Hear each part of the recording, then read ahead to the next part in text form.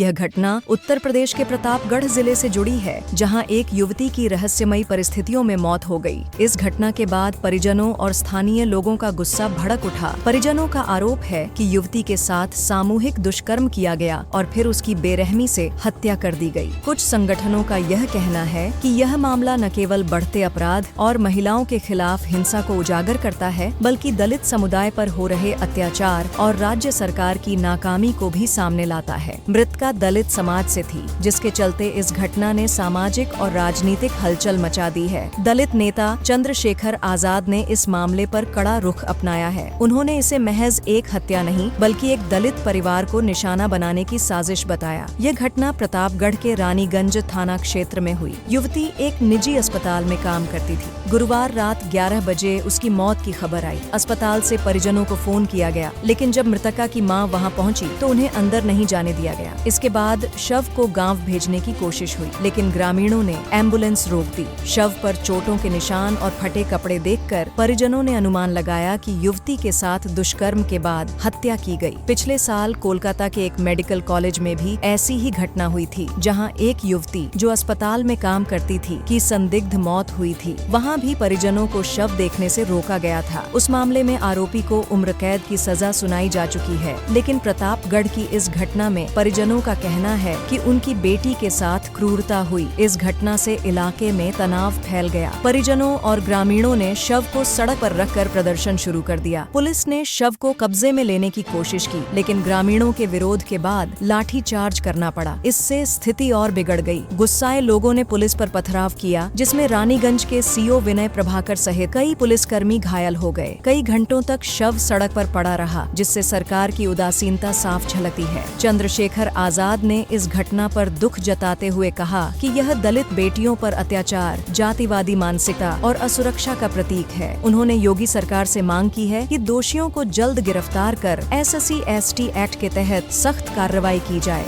साथ ही पीड़ित परिवार को सुरक्षा और आर्थिक मदद देने तथा मामले को फास्ट ट्रैक कोर्ट में चलाने की मांग उठाई है। उत्तर प्रदेश में अपराध का ग्राफ लगातार बढ़ रहा है और योगी सरकार पर इसे नियंत्रित करने में नाकाम रहने का आरोप लगता रहा है। इस घटना में भी पुलिस की देरी और लाठीचार्ज ने सरकार की कार्यशैली पर सवाल उठाए हैं। चंद्रशेखर आजाद का कहना है कि यह घटना यह सोचने पर मजबूर करती है कि क्या सरकार वाकई कानून व्यवस्था बनाए रखने में सक्षम है। मानना है कि योगी सरकार महिलाओं और दलितों के खिलाफ हिंसा को नजरअंदाज कर रही है। आगे चलकर यह देखना होगा कि सरकार इस मामले में क्या कदम उठाती है। क्या दोषियों को सजा मिलेगी या यह मामला भी दब जाएगा। 2027 के विधानसभा चुनाव में इस तरह की घटनाएं और सरकार की निष्क्रियता बड़ा मुद्दा बन सकती हैं। चंद्रशेखर आजाद और उनकी पार्टी का दावा है कि उनकी लोकप्रियता खासकर दलित समुदाय में बढ़ रही है। वे दावा करते हैं कि 2027 में उनकी सरकार बनेगी और चंद्रशेखर मुख्यमंत्री बनेंगे। हालांकि यह भविष्य ही बताएगा कि सत्ता का ताज किसके सिर सजेगा।